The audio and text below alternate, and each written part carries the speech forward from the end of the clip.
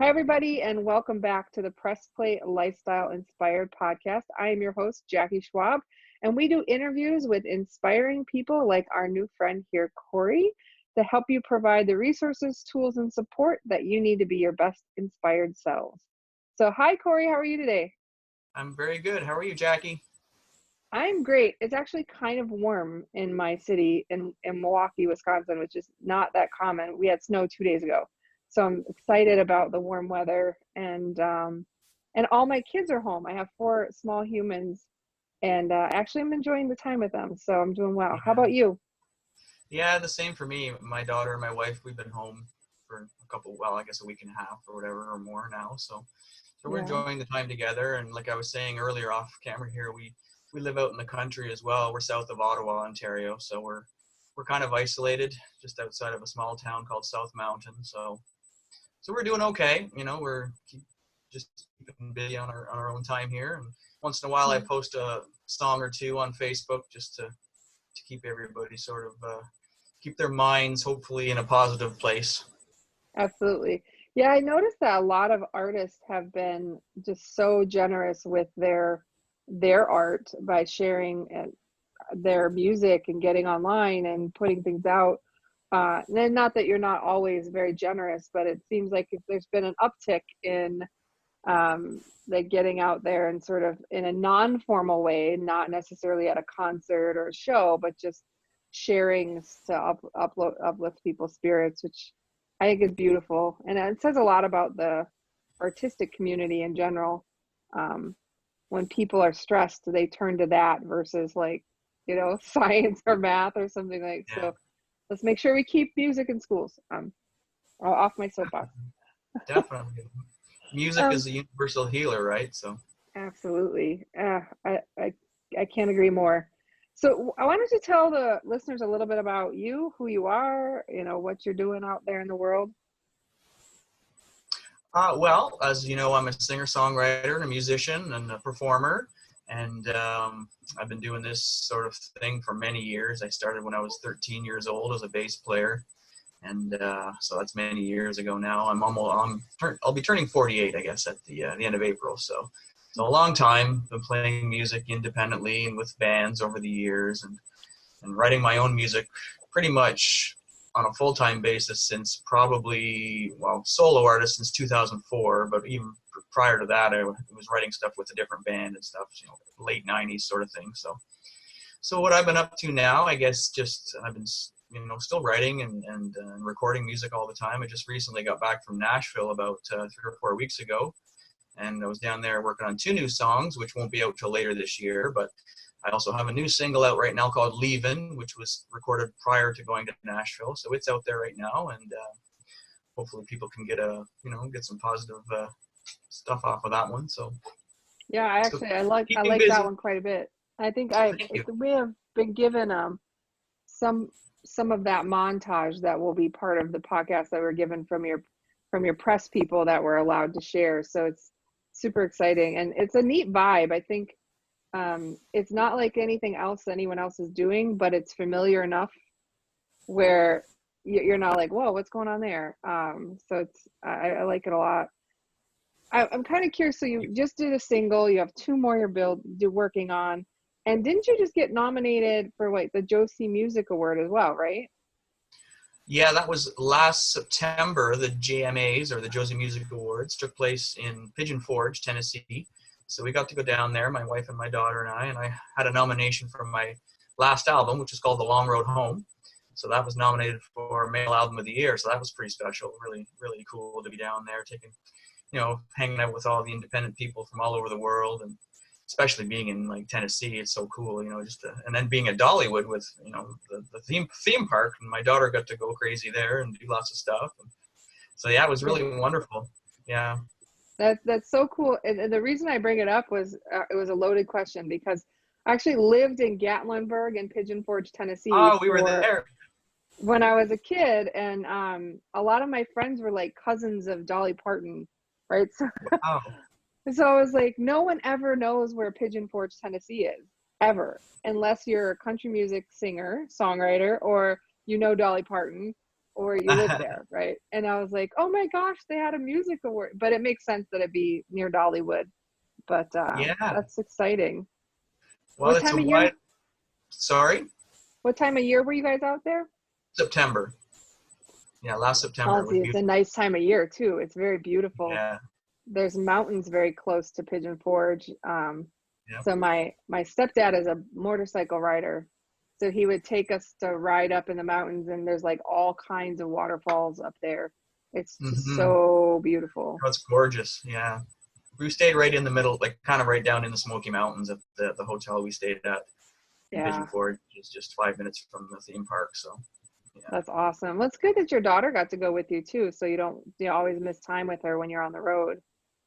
Yeah, it was important. I mean, it was a really nice family getaway, number one, and then just to be a part of that whole thing was just an added bonus. So, Yeah. So yeah. one of the things that I was kind of wondering, and maybe I'm off track, but it seemed like you're kind of an independent guy for, let's just say, even 35, 30 plus years. And then recently, like September around last year, had a new distribution deal with MTS Records. And is that sort of a transition out of sort of all doing it kind of all by yourself, all alone, to Yeah. having some support? Or, what led to sort of that shift? If it is a shift, I'm reading into what I've read online. Right. Well, MTS Records and MTS Management Group, which is run by Michael Stover, is actually an independent music label and management group. So he works with all independent artists from all over the world. So he'll be dealing with anybody who's, not signed with a big time record label, which a lot of artists today, that's just the way it is. And it's just the nature of the business. Like everybody's out there doing it, pushing themselves. So yeah, I've been doing that for a lot of years. So this is the last 2 years, I guess, I've been working with Michael and MTS. So it's been a really good help as far as, getting the music out there, the publicity and the promotion of everything, which he does a great job at. And so the transition has been nice that way. You don't have to do a million things every day to try and sort of survive in like a million artists on the internet or social media, which you're still one of those anyways. But I mean, it's just, you're getting so much more broad scope, I think, of people recognizing you that way. And so Yeah, that's a that's little bit awesome. about that. I mean, yeah, it's different than being signed to like a major record label or something like that, where you're kind of, prone to what they tell you to do sort of thing, I guess. I've never been signed to a major label myself. So, that's something that, was when you were young, or when I was like 19, 20 years old. I mean, I don't know if I would have wanted to sign something at that point, because number one, you don't want to give away too much of the rights to your music or whatever it is and lose out in the end. So now I think going through so many years of just seeing how everything actually really works in the music industry, so much more, and there's more knowledge to kind of bring forth now. So Yeah, I think one thing I didn't realize until I actually asked Michael about it was some if you talk to some artists, they can't share with you some of their stuff to use as like promo materials. It's because they're signed with a huge record label, and the record label is the only one that kind of gets to decide that. And so in my wonderful ignorance, I was like, am I allowed to share this? And he's like, yeah, that's why I gave it to you. So I was like, oh, okay. So I think it might be a little bit different. And yeah, like you said, it's still yours. You still own your yeah. things, and versus a lot of rules on what you're allowed to do and how you're allowed to share.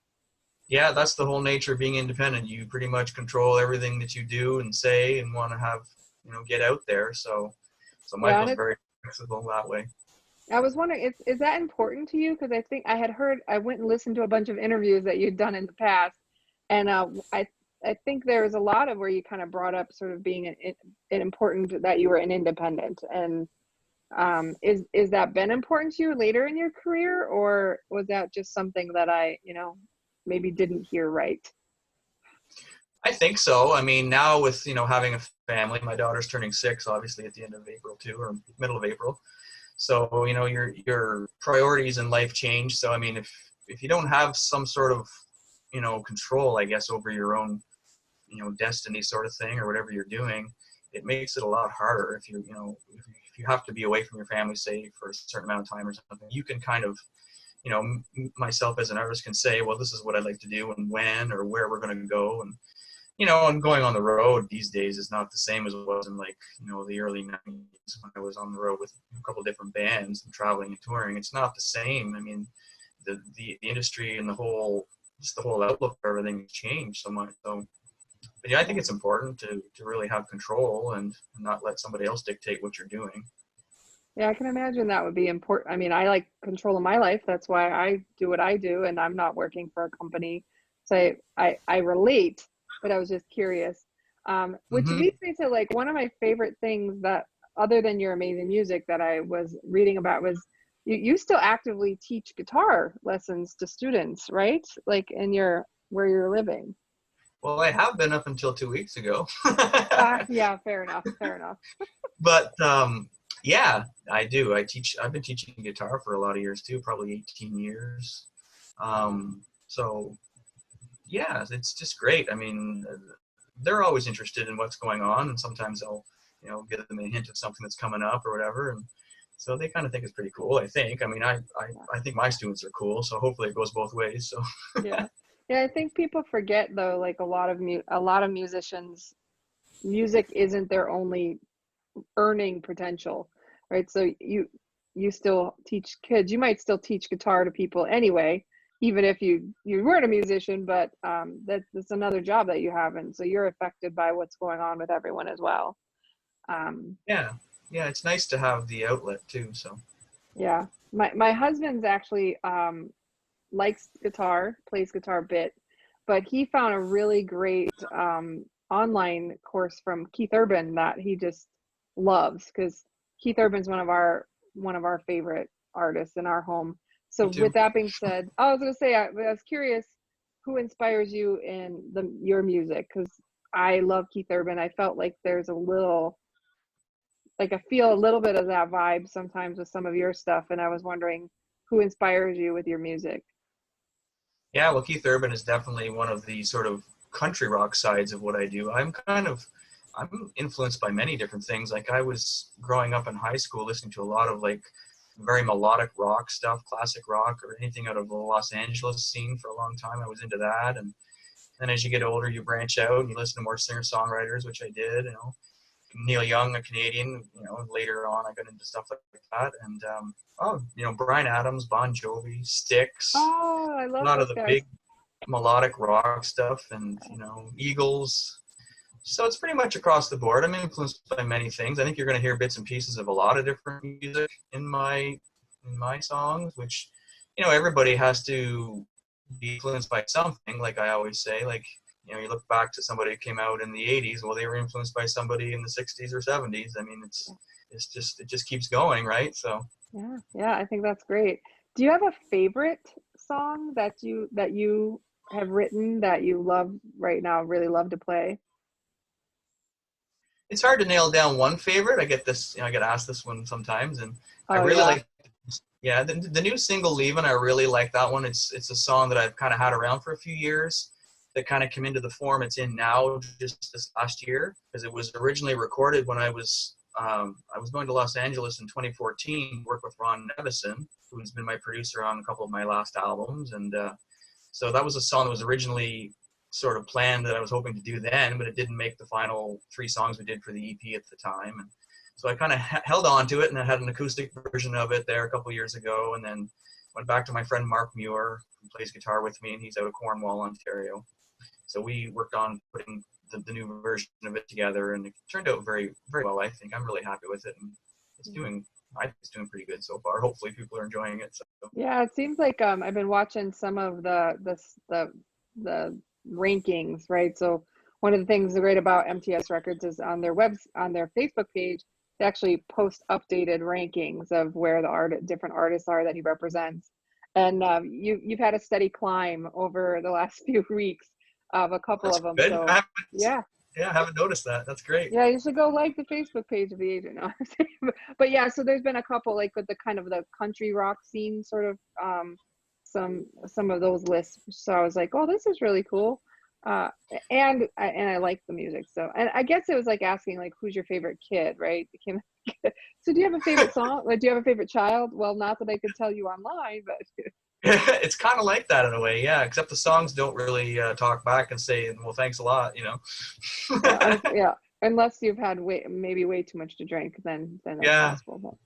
But but well, yeah. is there anything else like where can people find, since you're independent? I mean, maybe they're not necessarily going to find you on some big label, or where can they? I know you have a bunch of stuff on Spotify. Maybe where can they find you and help support your career and what you're working on?